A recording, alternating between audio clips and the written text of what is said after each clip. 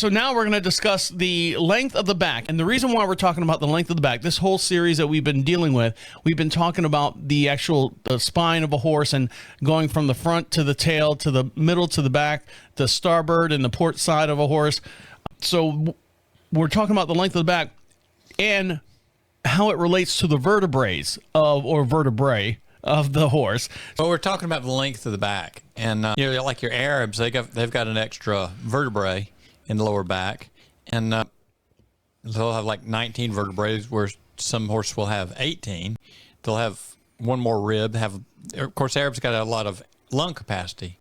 On the other end, the one with the shorter back, for me, is easier to get where they can lift, and also conformationally, depending on the proportions of the horse, you're supposed to have 1/3 shoulder, 1/3 barrel, 1/3 hip, and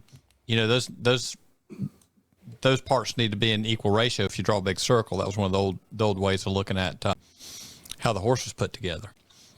So, you can have a horse that has a small, light and hindquarters, and it's always going to be hard to get power out of them.